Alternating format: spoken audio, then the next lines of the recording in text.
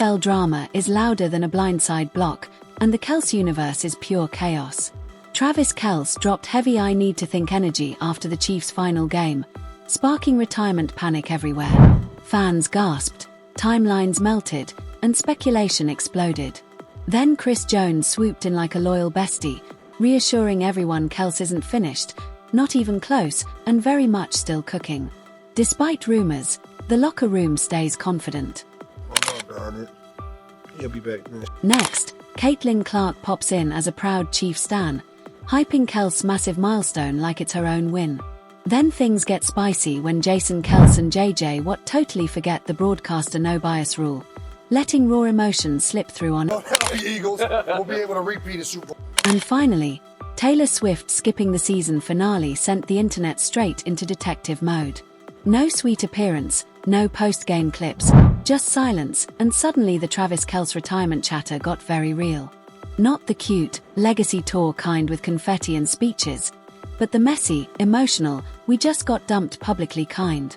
After a punishing 2025 season that wrapped with yet another Kansas City loss, this time a brutal 14-12 faceplant against the Raiders in Vegas, Kelce is finally opening up about what comes next.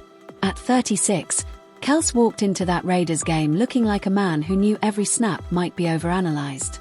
The Chiefs closed the year with a shocking 11 losses, a number fans are still double-checking for accuracy.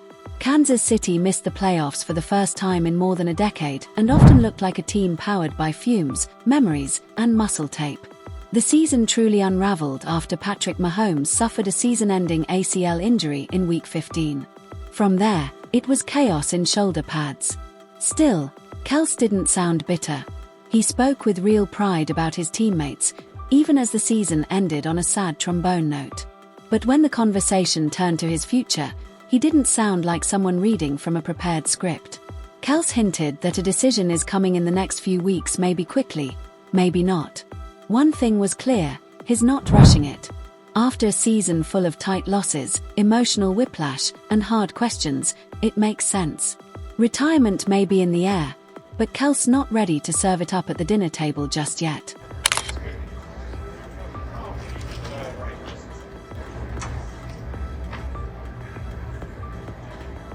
Sources close to the situation say even head coach Andy Reid doesn't have clarity on what Travis Kelce plans to do next, which says everything. This isn't a front office decision or a legacy rollout. It's very much a Kelce, alone with his thoughts, hoodie up kind of moment. Adding fuel to the speculation, Kelce is one of 11 Chiefs set to hit free agency, and league insiders are already whispering that if he plays in 2026, it might not even be in Kansas City. Then there's Gronk, hovering like the retired big brother nobody asked for but everybody expected.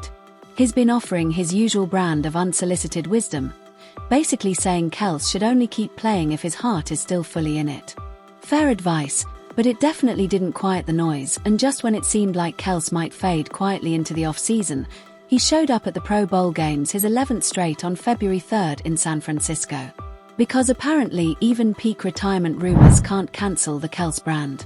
While the internet continues to spin his future into a full-blown Netflix-style drama, the mood inside Kansas City is noticeably calmer.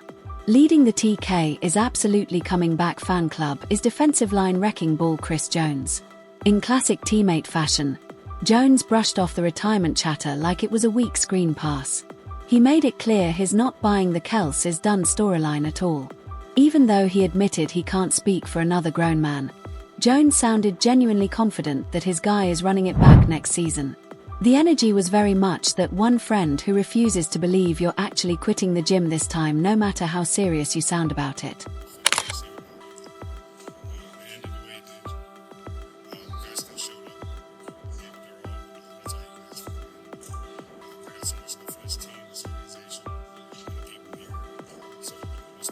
And honestly, even though Kelce's stat line in that game was a little quiet, just 3 catches for 12 yards, he still managed to do very Kelce things. Because even on a low-volume day, the man finds a way to make history. He tied a league record for the most consecutive seasons with at least 75 receptions, proving once again that consistency is basically his love language.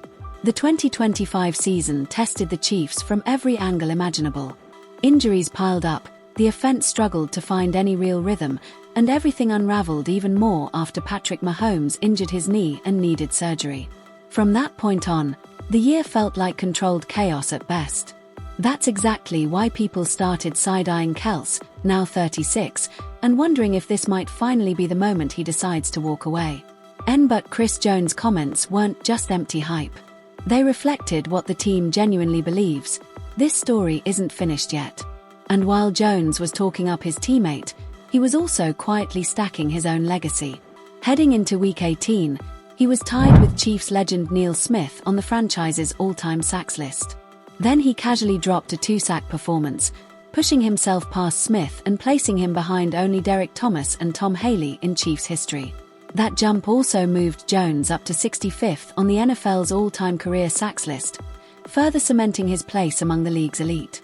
Meanwhile, Caitlin Clark has emerged as Kelce's unofficial hype woman. Even after watching Kansas City stumble through what insiders are calling one of the franchise's biggest "what just happened" seasons, Clark stayed loud and loyal. The losses stacked up like a bad Wi-Fi connection, but she didn't jump ship. She stayed repping the Chiefs like it's a personality trait. When Kelce hit another massive milestone against the Raiders, becoming the fastest tight end in NFL history to reach 13,000 receiving yards, Clark wasted no time showing love. She shared a graphic from the Chiefs' official account celebrating the moment, basically giving Kelce his flowers. The season may have been ugly, but the accomplishment, art. It was like showing up to a disaster of a dinner party and still complimenting the host's dessert. Respect is respect. What makes it even funnier is that Clark's Chiefs superfan status has been loud for years, even though she wasn't spotted at games this season. Last year, though, she was everywhere, showing up to postseason matchups and even landing in a VIP suite alongside Taylor Swift. A crossover moment so powerful it would have broken the internet if it hadn't already. And as a longtime Swiftie, that experience was basically winning the lottery twice in one night. Football, fandom, and pop royalty all rolled into one. Oh, darn it. He'll be back next year. I can't promise you anything about another man, but I don't know. This year was a tricky year for us.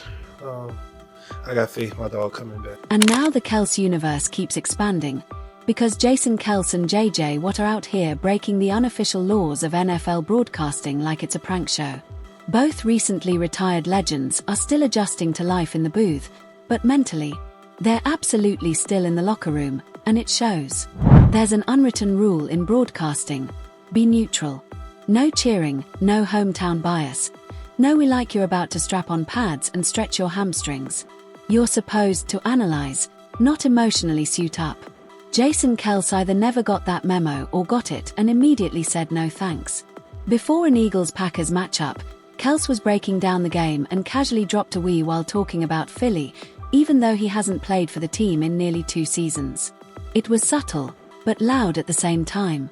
Like quitting your old job and still saying, "We're launching a new product," in random conversations.